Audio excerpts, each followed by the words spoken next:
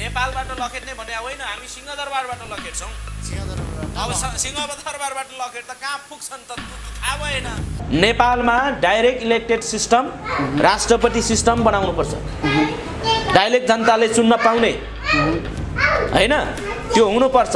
दोस्रो कुरा के हुन्छ भने रिकलको व्यवस्था हुनु पर्यो। त्यसो भने बाहुन क्षेत्रीय लखट्छौँ भन्नुको तात्पर्य चाहिँ के हो, यो बताइदिनुहोस्। आज मैले कुराकानीका लागि हुनुहुन्छ मङ्गोल नेसनल अर्गनाइजेसनका केन्द्रीय सदस्य जीवन मङ्गल हुन्छ, जो हिजो विदेशीको रूपमा भित्रिएकाहरूले नै शासन सत्ता कब्जा गरेका छ नि त होइन। 200 वर्ष 300 वर्ष 400 वर्ष अगाडि आएकाले क्रान्तिमा सबैभन्दा ठुलो योगदान गर्ने योगदानकर्ता ठुलो हुन्छ कि ती सामन्ती राजाहरू चाहिँ ठुलो हुन्छ?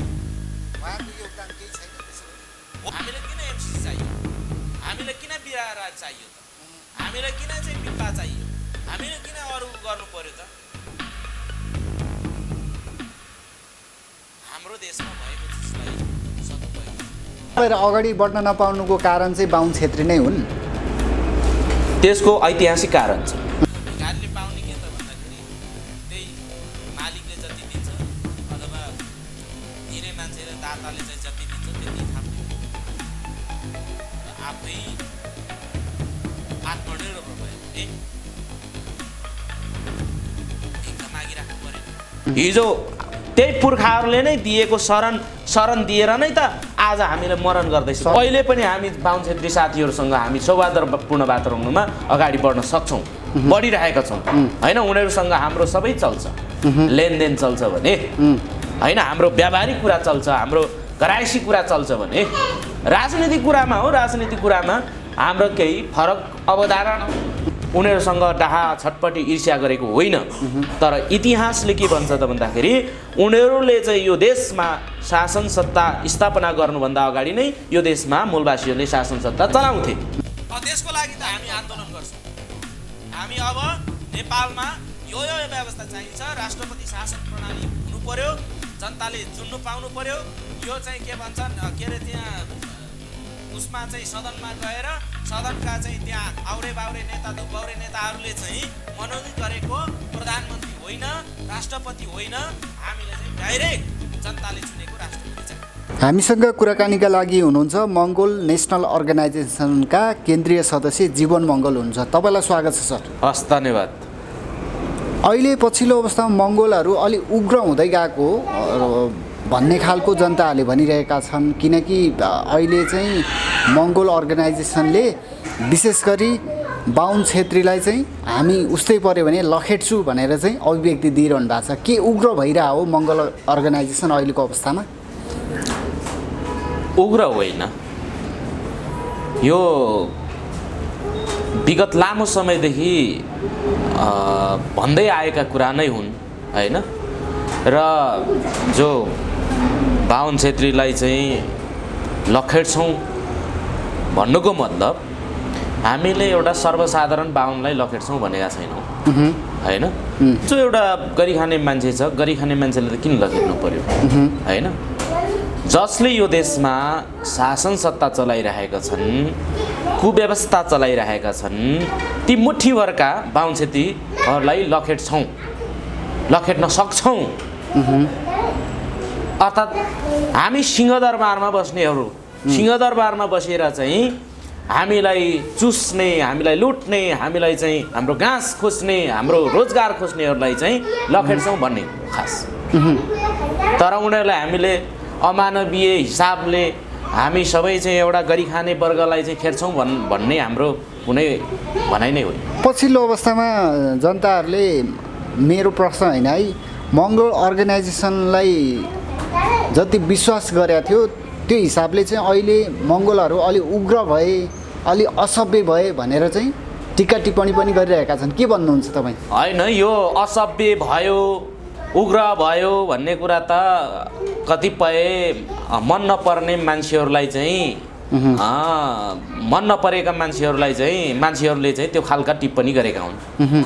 तर जसले यो देशको साँच्चीको वास्तविक परिवर्तन चाहन्छ, यो देशको व्यवस्था जुन एउटा चाहिँ करप्टेड एउटा जुन सिस्टम छ, त्यो सिस्टमलाई बदल्न चाहने मानिसहरूले त्यो भनेकै होइन। जसले यो देशमा आवाज उठाइरहेको छ सशक्त रूपमा, परिवर्तन खोजिरहेको छ, ती खोज्नेहरूलाई चाहिँ एउटा चाहिँ यो उग्र भयो भनेर चाहिँ भ्रम फिजाइएको, तर यथार्थ त्यो हुन सक्दैन। तपाईँहरू चाहिँ गौतम बुद्धको अनुयायी, शान्ति पूर्ण हिसाबले चाहिँ जुनसुकै कार्यक्रम गर्छु भन्ने खालको तपाईँहरूको चाहिँ एउटा आचरण धारणा रहेको छ। तर त्यही धारणा भएको व्यक्तिले चाहिँ अहिले चाहिँ यहाँ भएको चाहिँ एउटा व्यक्तिहरूलाई चाहिँ एउटा नेपालमा भएको चाहिँ हिजो लामो समयदेखि बस्दै आएको व्यक्तिलाई चाहिँ हामी भारतबाट जसरी चाहिँ अङ्ग्रेजले लखटेको थियो त्यसै गरी चाहिँ हामी बाहुन क्षेत्रीले लखट्छु भन्नु त अतियुक्ति नहोला नि। जबसम्म यहाँका शासकहरूको आचरण परिवर्तन हुन सक्दैन, जबसम्म त्यो आचरण सुध्रिँदैन भने भोलि त्यो परिस्थिति त्यो नारा लाग्न सक्छ भनिएको। तर अहिले हामीले देश छोड भनेर त भनेको छैन र कुनै व्यक्ति विशेषलाई हामीले भनेको पनि छैन। बुझ्नुभयो नि, कुनै यो व्यक्ति विशेषको कुरा होइन। हजुर, यो राज्यको साझा समस्या हो।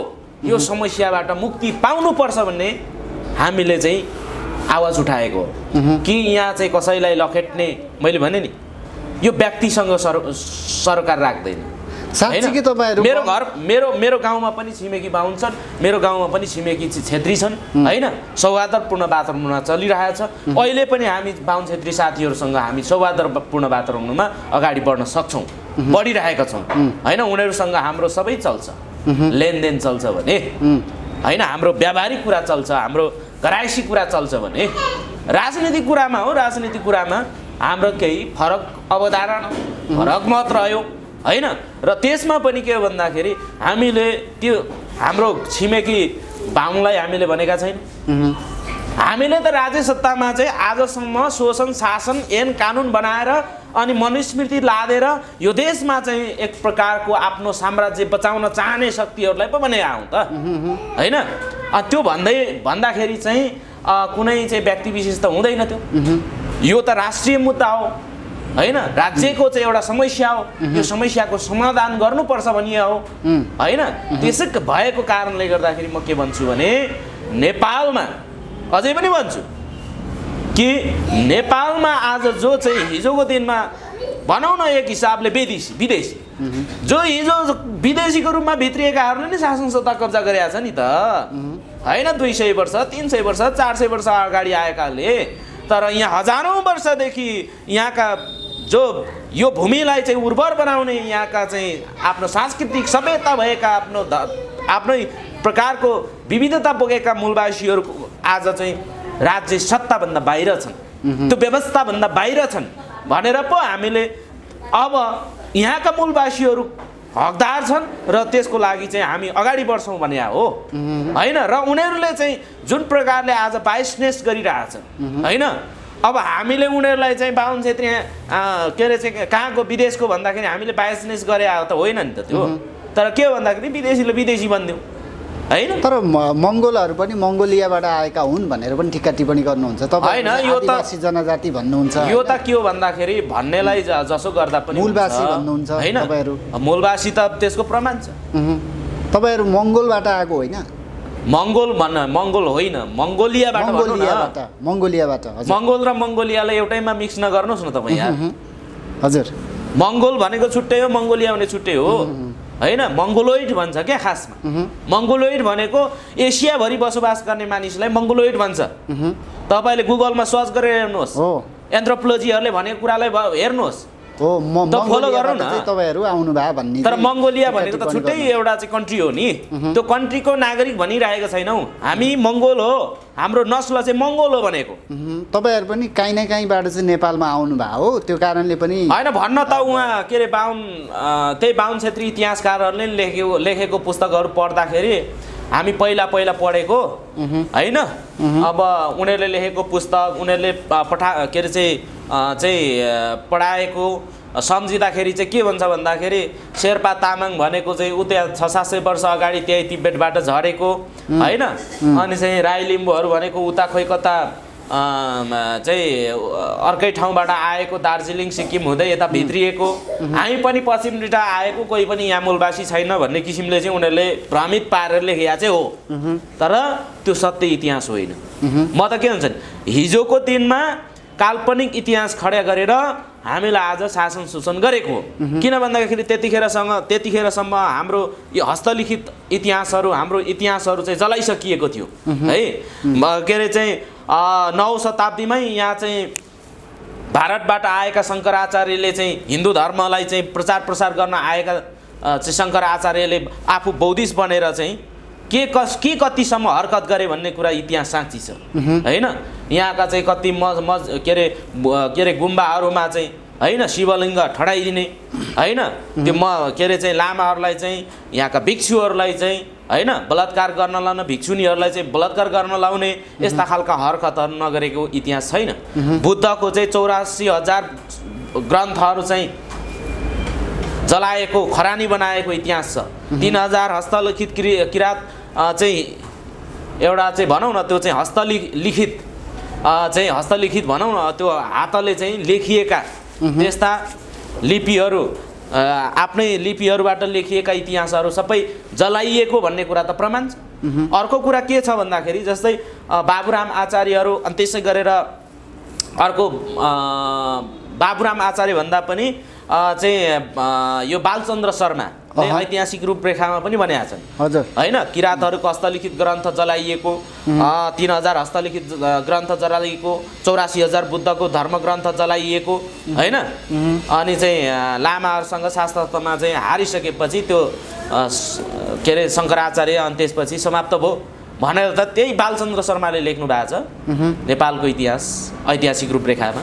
तपाईँहरू शासनमा जान सक्नु भएन, त्यो चाहिँ बाहुन छेत्रीलाई के दोष भनेर पनि भन्नुहुन्छ। जसले चाहिँ गल्ती गरे हो, जसले थिचोमिचो भेदभाव गरे हो उहाँलाई नै भन्नुहोस् न, किन समग्र बाहुनलाई चाहिँ तपाईँहरू चाहिँ त्यो खालको अभिव्यक्ति दिनुहुन्छ भनेर भन्नुहुन्छ। त्यही त हामीले त समग्र बाहुन छेत्रीलाई कसैले पनि भनेको छैन। समग्र होइन, राज्य सत्तामा बस्ने र त्यसलाई बचाउनेलाई बनेको बुझ्नुभयो नि। आखिरी बचाउने त बचाउ गर्ने त उनीहरू छन् नि। बाहुन छेत्रीलाई आज सुन्नु न सुन्नु न समग्र लखेट भोलि सिंहदरबारमा बस्नेहरूले सचिएन भने लखेटिनु पर्छ, यो कुरा त ध्रुव सत्य हो।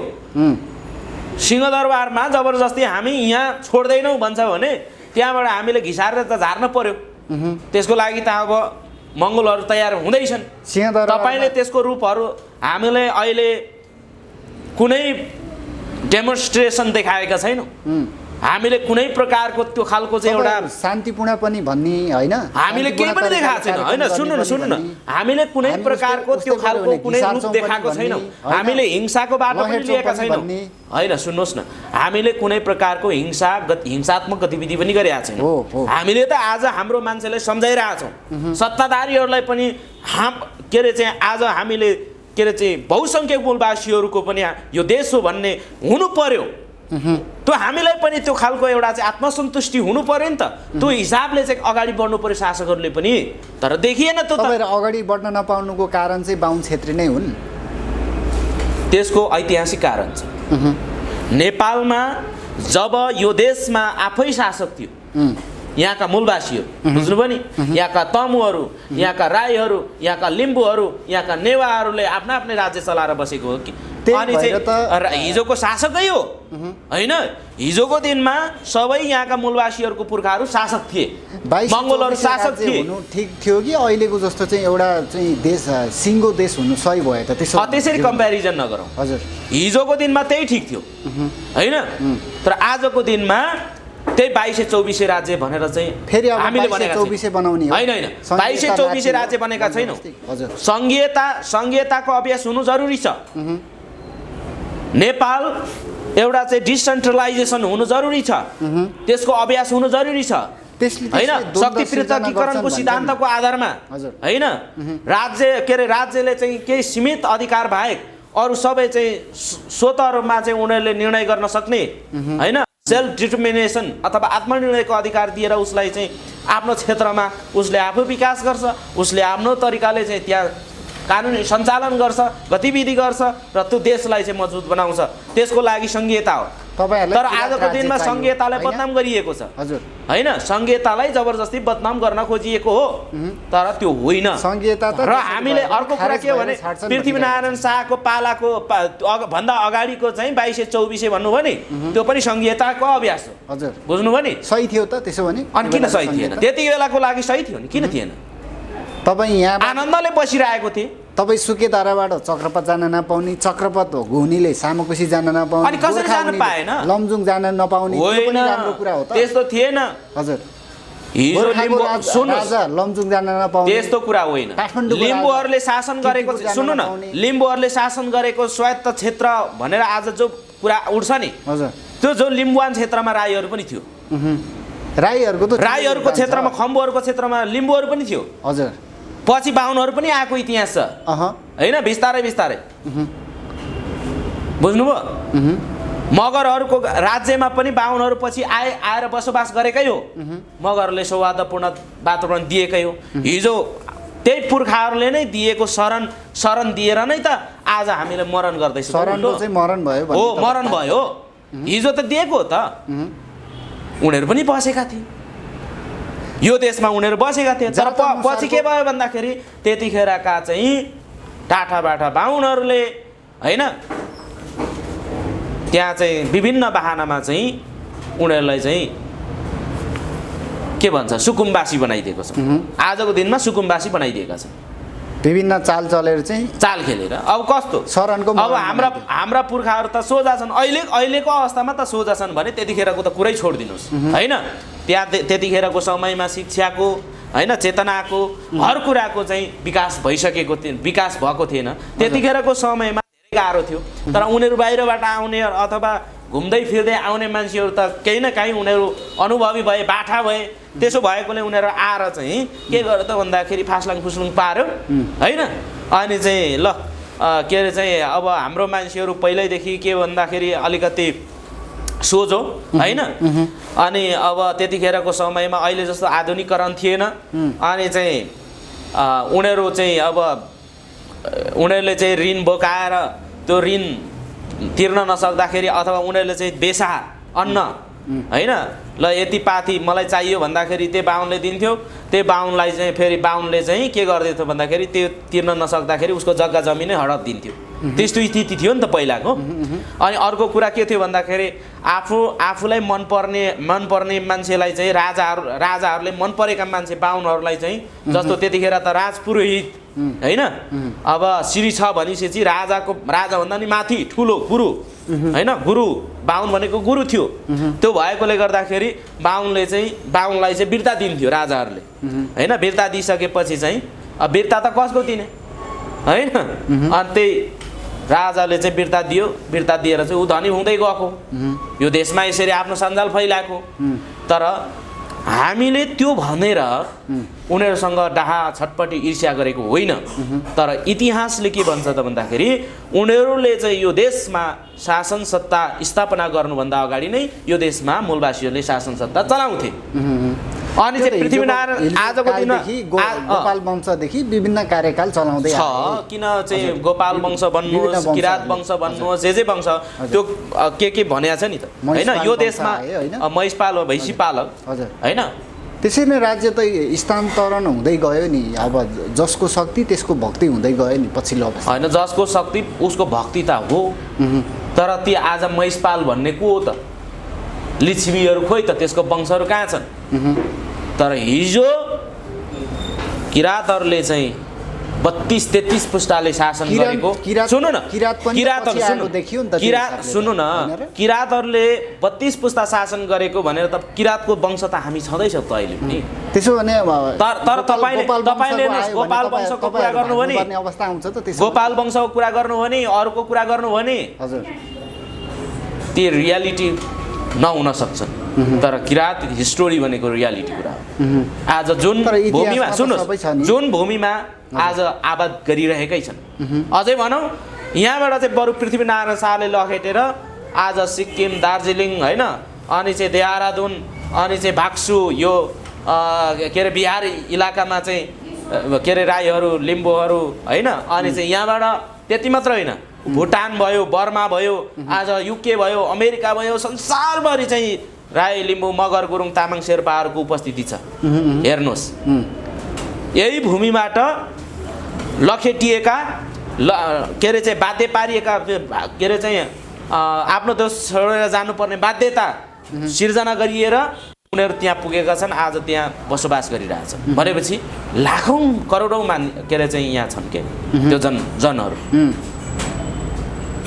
त्यसो भने के अब शाह वंशपछि तपाईँहरूको वंश आयो भन्ने चाहिँ तपाईँहरूको तात्पर्य हो? अब होइन, हामीलाई कुनै वंशको शासन चाहिँदैन है। किन भन्दाखेरि हामी 21औं शताब्दीमा होइन एउटा चाहिँ बुद्धि, विवेक, विचार र एउटा चाहिँ सबैसँगको समन्वय सद्भावबाट चाहिँ अगाडि बढ्नुपर्छ भन्ने मान्यता राख्ने भएकोले गर्दाखेरि हामीलाई कुनै निरङ्कुशता, कुनै वंशवाद, कुनै नातावाद, कुनै प्रकारको कृपावाद, कुनै चाहिँ भ्रष्ट र चाहिँ कसैलाई काखा कसैलाई पाखा लाउने सोच र प्रवृत्तिको शासन सत्ता हामीलाई आजको दिनमा आवश्यकता छैन। त्यसो भने बाहुन क्षेत्री लखड्छौँ भन्नुको तात्पर्य चाहिँ के हो यो बताइदिनुहोस् आज। मैले अघि नै पनि स्पष्ट भने, फेरि भन्नुहोस् न। बाहुन क्षेत्रीलाई हामीले लखेट्छौँ, विदेशी हौँ भनेर चाहिँ भनिरहँदाखेरि त्यहाँ तपाईँ हामीले के बुझ्नु जरुरी छ त भन्दाखेरि लखेट्न सक्छौँ भनेको लखेट्छौँ भने होइन। अङ्ग्रेजलाई जसरी भारतमा लखट्या थियो त्यसरी गरी चाहिँ तपाईँहरूले बाहुन क्षेत्रीलाई नेपालबाट लखट्ने हो त्यसो भने? होइन, लखेट्न सक्छौँ भन्ने हो, त्यो हामीसँग त्यो सुरक्षित छ भन्ने कुरा हो। तर हामीले यहाँ चाहिँ सर्वसाधारण नागरिकलाई लखेट्छौँ भनेको होइन, यो कुरामा भ्रम पर्नु हुँदैन। मैले के भन्दैछु सुन्नुहोस् न, अघि नै पनि मैले स्पष्ट पारेँ कि सुन्नु न, द्वन्द्व किन हुने? उनीहरूले आफ्नो आचरण सुधारेन भने हामीलाई उनीहरूलाई चाहिँ प्रश्न गर्न पाउने कि नपाउने? विरोध हुन्छ कि हुँदैन? त्यहाँ आन्दोलन हुन्छ कि हुँदैन? हजुर हुन्छ नि, आन्दोलन गर्न पाइयो, तपाईँले आफू अभिव्यक्ति पायो, तर द्वन्द्व सिर्जना गर्न त पाइएन। होइन, द्वन्द्व कसले सिर्जना गर्छ सर? कसैको चाहना चाहिँ सुन्नुहोस्, मेरो राज्य चाहियो भन्नुहुन्छ, जातको आधारमा मैले राज्य मागेको छैन। ऐतिहासिक रूपमा हिजो यो देशमा मूलवासीहरूले शासन सत्ता गरेका छन्, चलाएका छन्। आज त्यही कुरालाई होइन पाउनुपर्छ भन्दाखेरि जातको कुरा आउँछ यहाँ। त्यसो भने संसदीय व्यवस्था मान्नुहुन्छ कि मान्नुहुन्न तपाईँहरू? संसदीय व्यवस्था आजको दिनमा हाम्रो चाहिँ स्पष्ट धारणा के हो भन्दाखेरि नेपालमा संसदीय अभ्यास उपयुक्त देखिएन। तपाईँहरू भिड्न सक्नुहुन्न, चुनावमा लड्न सक्नुहुन्न, त्यही होइन चुनाव होइन, संसदीय अभ्यास जुन आजको संसद छ नि, हजुर यो संसद चाहिँ कस्तो भइरहेको त भन्दाखेरि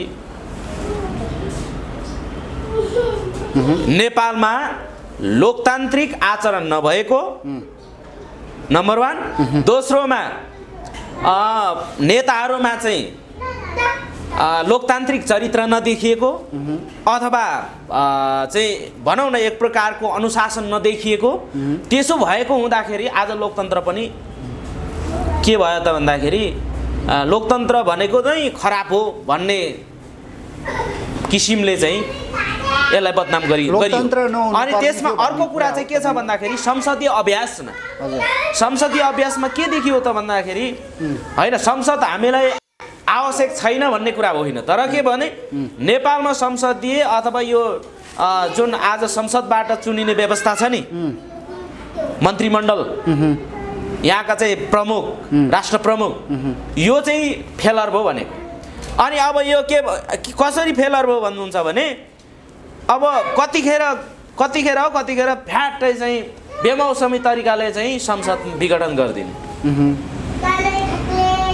होइन, संसदलाई नै हत्या गरिदिने आश्चर्यचकित तरिकाले होइन, 12 बजी राति यस्तो खालको भइरहेछ घटना। त्यसो भएकोले अब यो यस्तो खालको के भन्छ संसदले चुन्ने अथवा यो के भन्छ मनोनित गरेर चाहिँ बनाइएका राष्ट्र प्रमुख होइन। नेपालमा डाइरेक्ट इलेक्टेड सिस्टम, राष्ट्रपति सिस्टम बनाउनुपर्छ, डाइरेक्ट जनताले चुन्न पाउने होइन, त्यो हुनुपर्छ। दोस्रो कुरा के हुन्छ भने रिकलको व्यवस्था हुनु पर्यो। रिकल बुझ्नुहुन्छ नि, रिकल इलेक्सन, किनभने कुनै पनि नेता प्रतिनिधिहरूले जनप्रतिनिधिहरूले हजुर हैन गलत गर्यो भने के अथवा उसले काम गर्न सकेन भने तुरुन्त त्यसमा चाहिँ रिकलको व्यवस्था रिकल चाहिँ संविधानमा ग्यारेन्टीको हुनुपर्छ। त्यसलाई चाहिँ आउट पारिहाल्नु पर्यो हैन। त्यसलाई चाहिँ आउट गरेर अर्को त्यहाँ त्यसको ठाउँमा अर्को चुन्नु पर्यो, इलेक्टेड गर्नु पर्यो, इलेक्सन गर्नु पर्यो, इलेक्सन गरेर अर्को फेरि चाहिँ योग्य मान्छे आउँछ, दक्ष मान्छे आउँछ। तर अहिले के भयो भन्दाखेरि त्यही मान्छे खराब बनिरहेछ, फेरि त्यही मान्छे झुन्डिरहेछ। यसले ठिक भयो। त्यो व्यवस्थाको लागि चाहिँ तपाईहरु त्यसको लागि त हामी आन्दोलन गर्छौँ। हामी अब नेपालमा यो व्यवस्था चाहिन्छ, राष्ट्रपति शासन प्रणाली हुनु पर्यो, जनताले चुन्नु पाउनु पर्यो। यो चाहिँ के भन्छन् के अरे त्यहाँ उसमा चाहिँ सदनमा गएर सदनका चाहिँ त्यहाँ आउरे बाउरे नेता धुपाउरे नेताहरूले चाहिँ मनोनित गरेको प्रधानमन्त्री होइन, राष्ट्रपति होइन, हामीले चाहिँ डाइरेक्ट जनताले चुनेको राष्ट्रपति चाहियो। त्यसो भएन भने तपाईहरु नेपालबाट लखट्ने होइन, लखेट्ने होइन। हामीले मैले भने नि नेपालबाट लखेट्ने भन्ने होइन, हामी सिंहदरबारबाट लखेट्छौँ। सिंहदरबारबाट अब सिंहदरबारबाट लखेट त कहाँ पुग्छन् त थाहा भएन। त्यो भोलिको दिनले बताउने कुरा हो। हजुर, बुझ्नुभयो? त्यसो भने तपाईहरु चाहिँ अब हामीले अब तपाईहरुलाई म एउटा के निवेदन गर्न चाहन्छु भने मंगोलले चाहिँ बाहुन छेत्री लखेट्दैछ भनेर चाहिँ जुन एउटा अफवाह फैलाइन्छ नि त्यो गलत समाचार। तर भोलि त्यस्तै तपाईहरुले पनि परिस्थिति भूमिका खेल्दै जानु हो भने भोलि त्यो समस्या पनि आउन सक्छ। किन भन्दाखेरि त्यो तपाईहरुको हातमा छ हैन। तपाईहरु जस्तो मिडियाको हातमा छ, राज्य सत्ताको हातमा छ, राज्यको चाहिँ सत्ता शासन स्रोत कब्जा गरेर बस्नेहरुको हातमा छ। हामीले के भन्ने, हामीले त आन्दोलन गर्ने, हामीले डिमान्ड गर्ने, हाम्रो कुरा चाहिँ लागू गर भन्ने हो। अब गरेन भने हामी खोज्नु पर्छ भन्ने हो। अब खोज्नको लागि तयार हुने हो, हामीले आन्दोलन सिर्जना गर्ने हो, हाम्रो मान्छेलाई चाहिँ जागरण ल्याउने हो, रूपान्तरणको तर्फ अगाडि बढ्ने हो। हाम्रो अभियान त त्यो हो नि त। मंगोलहरु चाहिँ हामीले कसैलाई व्यक्तिगत दुश्मनी साधेर यो मेरो घर नजिकै चाहिँ के अरे क्षेत्रीहरू छन्, हामी सौहार्दपूर्ण वातावरणमा बसेका छौँ हैन। तर राज्यमा बस्ने राज्यका चाहिँ शासकहरूले चाहिँ जुन खालको चाहिँ वर्णवेदी शासन चलाएको छन्, जातिवेदी शासन चलाएका छन्, अनि यहाँका चाहिँ जो चाहिँ अति हिन्दू उग्रवाद नारा लगाएर चाहिँ हिँड्ने, हिजो एउटा मैले भिडियो देखिरहेको थिएँ, हाम्रै मान्छेहरूलाई प्रयोग गरेर अनि हाम्रै मान्छेहरूलाई चाहिँ एक किसिमको चाहिँ उग्रता ल्याउनको लागि हिजो एउटा भिडियो सार्वजनिक गरिरहेको देखेको थिएँ। एउटा राजावादी हिन्दूवादीहरू अनि चाहिँ मंगोलका कार्यकर्तालाई चाहिँ हिन्दू धर्मको विरोध गर्ने, बाहुन क्षेत्री विदेशी हो भन्दा विरोध गर्ने चाहिँ मंगोलको कार्यकर्तालाई चाहिँ समाएर चाहिँ पुलिसलाई बुझाइयो, चड्कन लगाइयो भनेर यस्ता खालका अफवाहहरू फैलाइरहेको छ। विशेष गरी अनि यो अफवाह यस्तो अफवाह फैलाउनेहरू तत्त्वहरू छन् नि त, यी तत्त्वहरूको कारणले चाहिँ नेपालमा समस्या हुन सक्छ। तर हामीले कहीँ पनि समस्या निम्तिने गरी हामी कहीँ पनि अगाडि बढेका छैनौँ र हाम्रो मकसद हामीले कसैलाई स्खलित बनाएर अथवा उसलाई चाहिँ अपमानित गरेर हामीले चाहिँ गर्न खोजेकै छैन। हामीले त के हो भन्दाखेरि शान्तिपूर्ण हामी अभियान गरिरहेछौँ, शान्तिपूर्ण अभियान चलाइरहेको छौँ। हाम्रो यदि शान्तिपूर्ण तरिकाले चाहिँ हैन एउटा चाहिँ सभ्य तरिकाले भएन भने भोलि त्यसको जवाबदेही त सरकार हुन्छ। किन भन्दाखेरि सरकार हामीले चाहिँ सोझो तरिकाले गर्दाखेरि त्यहाँ चाहिँ उनीहरूले चाहिँ विभिन्न प्रकारका चाहिँ बहानामा अवरोध सिर्जना गरिदिन्छ भने त्यसको प्रतिकार गर्न मंगोलहरू चाहिँ फेरि तयार हुन्छ, दही जमाएर बस्दै। तपाईहरुलाई विशेष गरी केही विश्लेषकले के भन्नुहुन्छ भने तपाईहरुलाई चाहिँ पश्चिमाले चाहिँ उखारेर चाहिँ बाहुनको विरुद्धमा लगाइएको चाहिँ एउटा शक्ति हो भनेर भन्नुहुन्छ। तपाईहरु त्यस्तो हो? के भन्छ नि एउटा गीत छ नि, हजुर, फुलको आँखामा फुलै संसार, घाडाको आँखामा घाडै संसार। दलित र जनजातिलाई चाहिँ पश्चिमाले चाहिँ विभिन्न चाहिँ चलखेल गरेर चाहिँ बाहुन क्षेत्रीको विरुद्धमा लगायो भन्ने चाहिँ आरोप लगाएका छन्। हामीलाई पश्चिमाले उचाल्नु पर्दैन, हामीलाई पूर्वीयाले पनि उचाल्नु पर्दैन। हामी नेपालको गौरवको लागि, यहाँका मूलवासीहरूको मुक्तिको लागि, यहाँको असली इतिहासको लागि, यहाँको मूलवासीहरू जिउँदै मरिरहेका मूलवासी मङ्गोलहरूको मुक्तिको लागि हामीलाई कुनै प्रकारको बाह्य र भित्रको चाहिँ सहारा चाहिन्छ। जनजाति साथीहरू सबैजनाले जनजाति जो चाहिँ जनजाति हुनुहुन्छ यसै त कम हुनुहुन्छ जनजाति होइन, आदिवासी। तर एउटा कुरा चाहिँ सत्य के हो भने सपोर्ट गर्नुहुन्छ तपाईँहरूलाई सबै जनजातिहरूले? सपोर्ट गर्नुहुन्छ गर्दै हुनुहुन्छ। अहिले धेरै सपोर्ट गर्ने चाहिँ हामीप्रतिको चाहिँ सदाश्रयता राख्ने, हामीप्रतिको चाहिँ शुभेच्छाहरू अब बढिसकेका छन्। हिजो हामीलाई धेरै दुःख थियो गोपाल गुरुङको समयमा, त्योभन्दा अझ ज्यादा दुःख थियो। हिजो गोपाल गुरुङलाई चाहिँ 5-3 वर्ष भद्रगोल जेलमा सडाएर राख्यो, केही काठमाडौँको सुन्धाराको चाहिँ भद्रगोल जेलमा होइन। 3-5 वर्ष भूमिगत भएर बस्नु पर्यो, कैयौँ दिन भोकै छटपटिएर बस्नु पर्यो। त्यो हिजोको दिनमा छँदैछ, त्यो इतिहास भयो। र आजको दिनमा पनि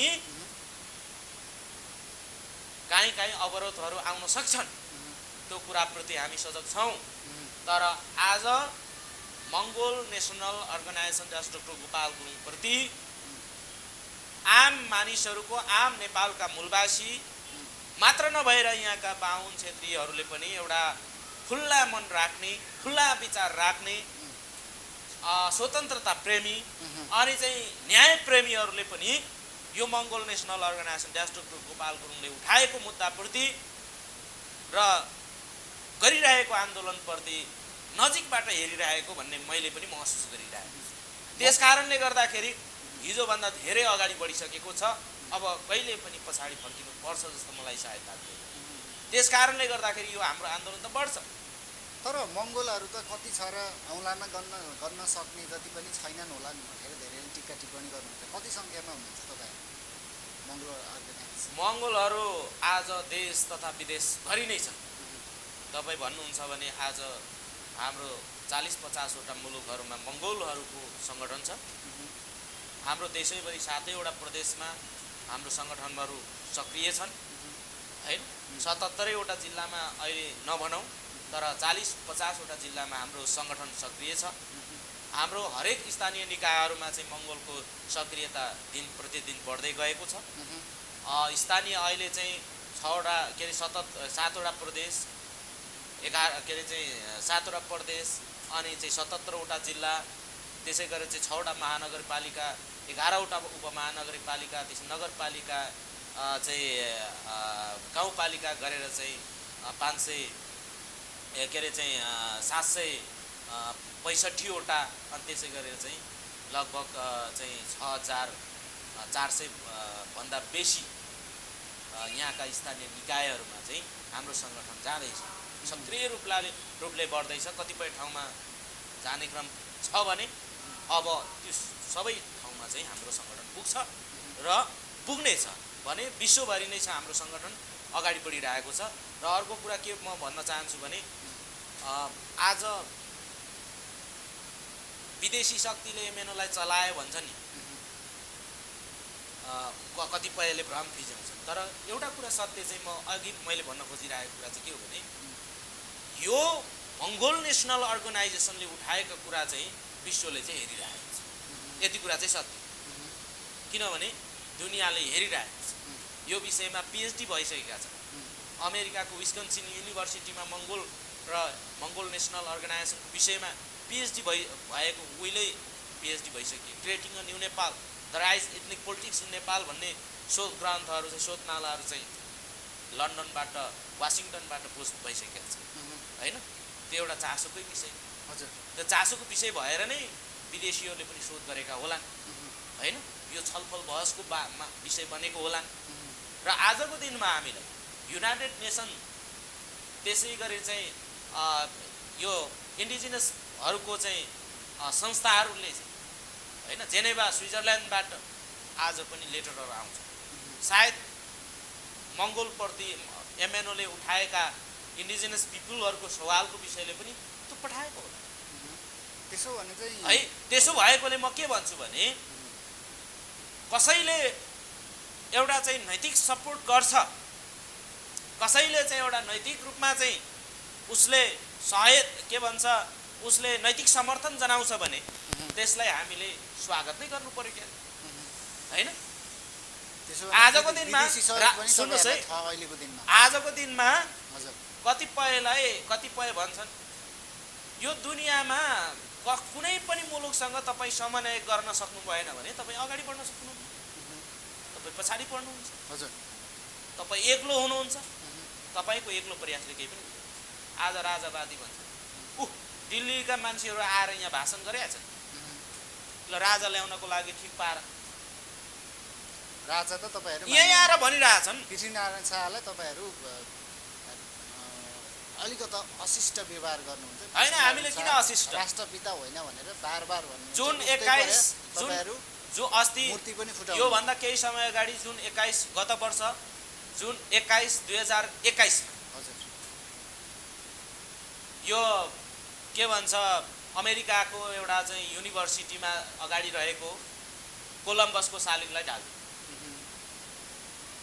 लाइफ म्याटर्स भनेर चाहिँ जुन जज फ्लोइडलाई मारिसकेपछि त्यहाँको खैरेहरूले चाहिँ घाँटी थिचेर चाहिँ खैरे पुलिसले चाहिँ घाँटी थिचेर चाहिँ मारेको भिडियो भाइरल भएपछि अमेरिकामा के भयो तपाईले देख्नु। त्यतिखेर कोलम्बसको शालिग ढालिएन कि अमेरिकामा चाहिँ 56 अर्ब डलरको चाहिँ क्षति भएको छ। 56 अर्ब भनेको 56 खर्ब होइन है। किन गरियो त भन्दाखेरि कोलम्बस भनेको अमेरिकाको पत्ता लगाउने, अमेरिकाको निर्माता एकीकरणकर्ता भनेर त्यहाँ पनि नभनेको होइन, राष्ट्रवादी अब त्यहाँका शासकहरू नभनेको होइन। तर कोलम्बसले के गरेका थिए, त्यहाँका इन्डिजिनस पिपुललाई कसरी नरसंहार गरेका थिए त्यो कुराहरू चाहिँ त्यहाँका इन्डिजिनस पिपुललाई थाहा पाएपछि र आजको दिनमा पनि त्यो रङ्गभेद नस्लभेदहरू जातिभेदहरू चाहिँ कायम रहेको कारणले गर्दाखेरि के भयो अब यस्ता सामन्तीको शासक वर्गको चाहिँ स्ट्याचु राखेर अबको युगमा न्याय र शान्ति हुँदैन भन्ने कुरा बुझिसकेपछि उनीहरूले ढाल्दिए। अब पृथ्वीनारायण शाहले पनि हो एकीकरणकर्ता हो भनेर भन्यो हैन। तर पृथ्वीनारायण हामीले खोर्नुपर्छ भने आज त गोपाल गुरुङले के भन्नुभएको छ भने जति पनि राणाहरूको राजाहरूको चाहिँ शालिगहरू छन् ती शालिगहरू टुडीखेलमा रहेका शालिगहरू अनि चाहिँ साराका सारा यो जति पनि चाहिँ सामन्तीहरूको शालिग छ यो शालिगहरूलाई संग्रहालयमा राखेर चाहिँ थन्काइदियो। यो गोपाल गुरुङको डिमान्ड हो। त्यसको मतलब गोपाल गुरुङको डिमान्ड भन्नुको मतलब हाम्रो मंगोलहरूको डिमान्ड हो। किनभने उनीहरूले चाहिँ यही काठमाडौँको मुटु यही टुडीखेल अगाडि सबैभन्दा माथि चाहिँ 4वटा सहितको माथि सबैभन्दा टपमा चाहिँ राजाको शालिग त्रिभुवनको शालिग राखिएको छ। किन राखियो? योगदान छ होला नि राजाको पनि हिजोको दिन, त्यो सम्झिनुहुन्न तपाईहरु? योगदान भन्ने कुरा त सम्झिनुपर्छ, तर के को लागि योगदान भन्ने छ हिस्ट्री भन्ने कुरा। हिजोको म 2007 साल सुन्नुस् 2007 सालको क्रान्तिमा सबैभन्दा ठुलो योगदान गर्ने योगदानकर्ता ठुलो हुन्छ कि ती सामन्ती राजाहरू चाहिँ ठुलो हुन्छ? उहाँहरूको योगदान केही छैन त्यसो भने? होला आंशिक होला, म छँदै छैन त भनेको छुइनँ। नेपाल तर के हो भने सबैभन्दा ती 4वटा चाहिँ झुन्डाइएका 4वटा चाहिँ शहीदहरू भन्दा चाहिँ ठुलो चाहिँ त्रिभुवन हुन्छ। तर एउटा इतिहास त छ नि नेपाल, इतिहास मेटाउन त के इतिहास? जबकि साँचो इतिहास नै यहाँ पढाइ हुँदैन भने त्यो हिजो राजाको चाहिँ स्तुतिगान गाएर चाहिँ बनाएको इतिहास चाहिँ त्यो इतिहास हो? त्यो त इतिहास होइन। हिजोको बेलादेखि नै त्यो भनेको दन्ते कथा हो। भक्ति थियो हैन? त्यो भनेको चाहिँ यहाँ चाहिँ राजाहरूले बाहेक अरू कसैले गरेको होइन भन्ने देखाउनलाई हो। महेन्द्रमाला पढाइ हुन्थ्यो। महेन्द्रमाला पढाइ हुनुको तात्पर्य नै के हो त भन्दा नि पृथ्वीनारायण पछिका चाहिँ सम्पूर्ण त्यो चाहिँ गोर्खाको चाहिँ घले राजालाई ठुन्काएर चाहिँ सुरुवात गर्ने शासनकर्ता जो चाहिँ दरबे शाह छन्, दरबे शाह पछिका चाहिँ त्यहाँका चाहिँ राजाहरू 3-4 जना, त्यसपछि आउँछन् रामशाह। त त्यो दरबे शाह पछिका चाहिँ पपुलिस्ट राजा भनेको रामशाह हो। रामशाह पछिका चाहिँ पृथ्वी के अरे चाहिँ नरभूपाल राम, त्यसपछि पृथ्वीनारायण शाह, रणबहादुर, कृपान युद्ध यिनीहरूले गरेको ज्यादती हेर्नु त कति छ। तर यिनीहरूले गरेको सुन्नुहोस् न, उनीहरूले गरेको नरसंहार नहुने, उनीहरूले गरेको चाहिँ जातीय हत्या जेनोसाइड चाहिँ त्यो जेनोसाइड नठहरिने, अनि त्यो त्यत्रो चाहिँ जातीय नरसंहार मचाएर अनि चाहिँ एउटा जेनोसाइड भनेको त बुझ्नुहुन्छ हो। त्यहाँबाट त्यसरी चाहिँ आफ्नो शासन सत्ता अरू राजालाई त्यतिखेरका चाहिँ राजालाई हाम्रै पुर्खा राजाहरूलाई चाहिँ मारेर ऊ आफू राजा भएको होइन। विध्वंस त जङ्गबहादुर राणाले पनि गरेका थिए, त्यसको विरोध चाहिँ किन गर्नु? विध्वंस जङ्गबहादुर राणाले मात्र गरेनन्, त्योभन्दा अगाडिका शाहहरूले सबै विध्वंस गरिसकेका थिए। यति हो। उनले हिजो के अरे पृथ्वीनारायण शाह, दरवेश शाह, राम शाह, पृथ्वीनारायण शाह, रणबहादुर शाह होइन, गिरबान युद्ध, विक्रम शाह, राजेन्द्र विक्रम शाह होइन, राजेन्द्र लक्ष्मी के अरे चाहिँ लक्ष्मी शाह हो, यिनीहरूले नै जुन एउटा चाहिँ अभ्यास गरेको कुरालाई कानुनबद्ध गरेर संहिताबद्ध गरेर चाहिँ जङ्गबहादुर राणा शक्तिमा आएका हुन्। उनीहरूले नै अभ्यास गरेकोलाई लिपिबद्ध गरेर आएका हुन् है। त्यसो भएकोले गर्दाखेरि हो जङ्गबहादुर राणाले पनि गरेका छन् 103 तर राणा शासन त्यो त अब नेपालीले अब जङ्गबहादुर राणाहरूलाई मात्र टाउकोमा थुपारेर चाहिँ शाहवंशी चोक हो भन्न मिल्छ? शाहवंशले केही गरेन नेपालमा त्यसो होइन, शाहवंशले केही गरेनन् होइन, उनीहरू गर्ने ठाउँमा थिए त केही त गर्नुपर्ने हो तर गरेन। तर जति चाहिँ आंशिक रूपमा गरे होलान् तर त्यो मात्र पर्याप्त थिएन। त्यो बाहेक केही गरेन अहिलेको नेताहरूले भनेर भन्छ नि धेरैजना विश्लेषक। होइन, हिजो र आजमा धेरै अन्तर भइसक्यो। हिजो राजमार्ग बनाए पूर्व पश्चिम होइन, राजमार्ग ठाउँमा हो महेन्द्रको समयमा धेरै चाहिँ देशहरूबाट चाहिँ सहायता भएको हो। सहायता भएर नै यो देशमा चाहिँ राजमार्गहरू चाहिँ बनेका हुन्, बुझ्नुभयो नि? आजको महेन्द्र राजमार्ग भनेर चाहिँ भनिएका आजको साराका सारा यहाँ चाहिँ उद्योग कल कारखाना त्यतिखेर चाहिँ विदेशीहरूले चाहिँ आएर बनाइदिएकै हुन्। अहिले विकास किन भएन? होइन, अहिले पनि भइरहेको छ तर आजको दिनमा के भन्दाखेरि सोचे र अपेक्षा गरे जस्तो नभएको मात्र है। आज के भन्दाखेरि लोकतन्त्रलाई चाहिँ बदनाम गर्नको लागि विभिन्न चलखेलहरू भइरहेका छन्। लोकतन्त्रलाई चाहिँ एउटा चाहिँ फेल गराउनको लागि चाहिँ चलखेल गरिरहेछन् होइन। अनि चाहिँ यहाँ चाहिँ कुर्सी र सत्ता र शक्तिको आडमा अनि कुर्सी जोगाउ धन्दामा लागेका कारणले गर्दाखेरि विकास ओझेल्नु पर्यो है। अनि यहाँका चाहिँ उत्पीडित उपेक्षित बनाइएका समुदाय, पिछडा पारिएका समुदाय होइन, त्यो वर्गलाई व्यवस्था गरेको कारणले गर्दाखेरि यो देशमा भने जस्तो सोचे जस्तो विकासले एउटा प्रगति गर्न सकिया छैन, तीव्रता दिन सकिया छैन। कुरो यही हो।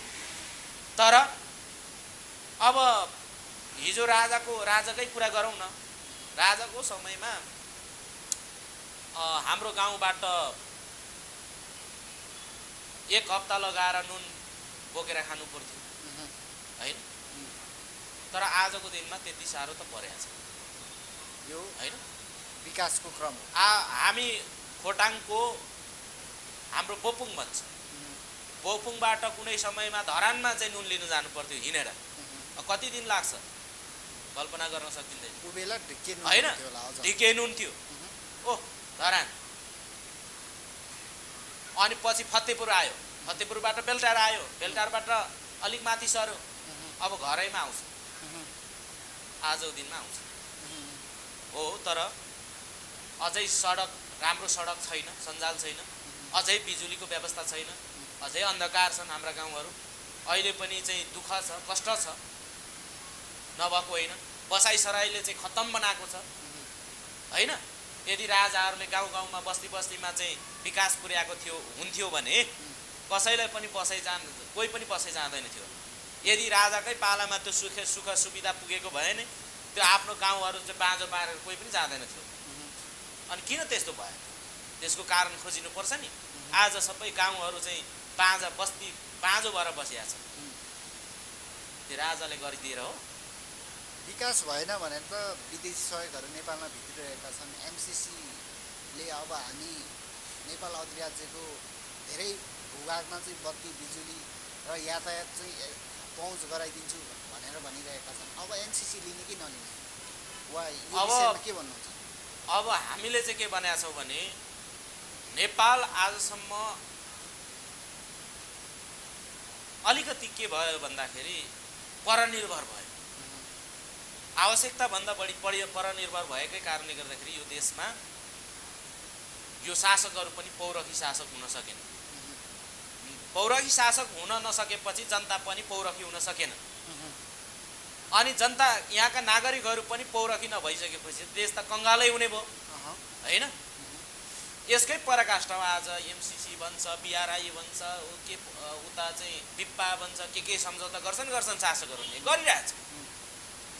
म के भन्छु भने यदि साँच्चीकै नेपाल आत्मनिर्भर हुनु छ भने हैन चुस्त दुस्त आफ्नो विदेश नीति हैन हुनु पर्यो। यो विदेश नीतिको कुरा गर्नुहुन्छ सबैभन्दा झट्टै कामै नलाग्ने विदेश नीति चाहिँ बाहुन छेत्रीले चाहिँ अपनाएको छ। आज सत्तामा बस्ने बाहुन छेत्रीले है एकमुठी। अब हेर्नुहोस् यहाँ के छ भने एउटा चाइनावादी, एउटा भारतवादी, एउटा अमेरिकावादी, एउटा मस्टोवादी, अनि यस्तो प्रकारले त देश त चल्दैन। उपयोग गर्ने हो भने सबै मुलुकहरूसँग समदुरीले चाहिँ समानताको आधारमा हुनु पर्यो। असंलग्न परराष्ट्र नीति बनाएको छ तर कोही पक्षवादी भएको छ। अनि यहाँ चाहिँ त्यही पक्ष एउटा पक्ष लिने अर्को पक्ष लिने, यसरी गर्दा नै नेपालमा अस्तित्व हुने हुन्छ। बुझ्नुभयो नि? म एकदम फ्याक्ट कुरा बताइदिन्छु। नेपालको अस्थिरताको कारण के हो त भन्दाखेरि प्रो कम्युनिस्ट, प्रो डेमोक्रेसी हैन, अनि त्यसमा पनि प्रो चाइनिज, प्रो चाइनावादी, प्रो अमेरिकन हैन, प्रो इन्डियन, यो भएकोले गर्दाखेरि नेपालमा घरि न घरि चाहिँ के हुन्छ अस्थिरता निम्तिन्छ। त्यही भएर म के भन्छु भने सकिँदैन भने चुप लागेर आफ्नो सुतिथाती गर। तर 21औं शताब्दीमा एउटा कुरा के हो भन्दाखेरि यो दुनियाँमा साँच्चीकै एउटा स्वाभिमानका साथ, शानदारका साथ चाहिँ आफ्नो देशलाई चिनाउने हो भने सबै कुराको समन्वय सद्भावबाट नै हुने कुरा हो। एक्लै त केही पनि हुँदैन। तर त्यो कुरा आज त्यो नेपालमा कम भएको, त्यो कुरा नभएको कारणले गर्दाखेरि नेपालमा समस्या आएका हुन्। यो सम्बन्धहरूको, अन्तर्राष्ट्रिय सम्बन्धको कारणले गर्दाखेरि पनि यो समस्याहरू आएका हुन्। त्यसकारणले मेरो चाहिँ मान्यता के हो भन्दाखेरि यदि हैन आजसम्म चलेको नेपाल के हो भन्दाखेरि मागेरै चलेको हैन। आजसम्मको नेपाल मागेरै चलिरहेको छ। जति पनि सहायताहरू आउँछन् ती सहायताहरू कुम्ल्याउन पाउने हैन, अनि चाहिँ आउन्जेल चाहिँ मोज गर्ने, त्यसपछि विरोध गर्ने, यो एउटा परिपाटीहरू चाहिँ चलिरहेकै छ। बरु त्यो भन्दा बरु सबै चिज बन्द गर्ने। हामीलाई किन एमसीसी चाहियो त? हामीलाई किन बीआरआई चाहियो त? हामीलाई किन चाहिँ बिप्पा चाहियो? हामीले किन अरू गर्नु पर्यो त? हाम्रो देशमा भएको चिजलाई सदुपयोग गरौँ। त्यसो भने अब हाम्रोमा चाहिँ हाम्रो नेपालमा अथाह चाहिँ पर्यटकीय सम्भावना छन् हैन, अथाह रिसोर्सहरू छन्। हाम्रो देशमा अथाह चाहिँ नदी नाला छन् हैन, ती चिजहरूले किन उपभोग नगर्ने? हाम्रोमा अथाह त्यस्ता चाहिँ खनिजहरू छन्, ती खनिजहरूलाई किन चाहिँ प्रोडक्ट नगर्ने हैन? तर शासकहरूमा त्यो दम छैन। अब त्यो प्रकारको एउटा चाहिँ जाँगर पनि छैन, जोस पनि छैन, त्यो प्रकारको एउटा चाहिँ इच्छा शक्ति पनि छैन। त्यसको परिणाम के हो त भन्दाखेरि जहिले पनि मागेर बिताउनु पर्ने भिखारी के। भिखारीले पाउने के त भन्दाखेरि त्यही मालिकले जति दिन्छ अथवा दिने मान्छेले दाताले चाहिँ जति दिन्छ त्यति थाप्ने। तर आफै आत्मनिर्भर भयो भने भिख त मागिराख्नु पऱ्यो। अन्त्यमा जीवनजी, अब नारायण हिटी सङ्ग्रहालय जुन चाहिँ राज संस्थाको चाहिँ एउटा कर्मथलो थियो, एउटा राज संस्थाको घर थियो, नारायण हिटी सङ्ग्रहालयलाई चाहिँ अब व्यापारिक केन्द्र बनाउने, त्यहाँ रेस्टुरेन्ट, विभिन्न खालका चाहिँ व्यापारिक खालको चाहिँ बस्ने, खाने, बस्ने, त्यहाँ एउटा रिल्याक्स गर्ने ठाउँ बनाउने भनेको छ। तपाईँको चाहिँ विचारमा त्यो कस्तो लाग्यो, त्यो सही हो कि वा त्यो गलत हो कि के लाग्छ? एउटा कुरा चाहिँ म के भन्छु भने हो हिजो हामीले राजतन्त्र मन परेन भनेर इतिहासै नामेर त पार्न मिल्दैन है। त्यो सङ्ग्रहालय त राख्न दिनु पर्यो। रेस्टुरेन्ट गर्नु चाहिँ गलत हो। त्यो व्यवसाय त कुन प्रयोजन कसले गर्ने? व्यक्तिले गर्ने होइन, समूह, आसेपासेहरूले व्यापारिक समूह। व्यापारिक समूह, त्यही पनि एमाले काङ्ग्रेस अथवा कुनै पार्टीको एउटा राजनीतिक पार्टीको समर्थन बिना त त्यो गर्ने हरकत गर्दैन। एउटा राष्ट्र त्यो त राष्ट्रिय जे भए पनि त्यो राष्ट्रिय सम्पत्तिको, किनभने हिजो राजाहरूको मूर्ति पनि त्यो राष्ट्रिय सङ्ग्रहालयमा चाहिँ लगेर राखिनुपर्छ भन्नुपर्छ कि त्यो पनि एउटा देशको लागि एउटा इतिहास हो। अर्को भनेको के हो त भन्दाखेरि सम्पत्ति, त्यसरी साझा सम्पत्तिमाथि त्यसरी गर्न चाहिँ उचित हुँदैन भन्ने मेरो पनि धारणा हो। र मलाई जहाँसम्म लाग्छ प्रेम आले जो अहिलेका मन्त्री छन् के अरे, हजुर, मन्त्री आलेले चाहिँ जो त्यहाँ चाहिँ प्रोसेस गर्नुभएको छ त्यो चाहिँ एकदमै उपयुक्त र सही समयमा उनले चाहिँ दिएको एक्सन हो भन्ने चाहिँ मेरो बुझाइ छ। उनी जुनसुकै पार्टीबाट मन्त्री भए पनि राम्रो गरेकोलाई चाहिँ राम्रो भन्नुपर्छ भन्ने मेरो मान्यता छ। यसरी नै चाहिँ हाम्रा नेताहरूले चाहिँ आँट साहस जागर जोस देखायो भने नेपाली नागरिकहरूले सुख पाउँछन् होइन। तर त्यो खालको प्रण, त्यो खालको चाहिँ इच्छा शक्ति देखिएको छैन। इच्छा शक्ति जागरहरू चाहिँ केही व्यक्तिहरूमा, केही त्यस्ता मान्यहरूमा चाहिँ त्यो देखिन्छ। यसरी नै चाहिँ अगाडि बढ्नुपर्छ। धन्यवाद। हस्, यो समय र जानकारीलाई तपाईँलाई धेरै हस् त।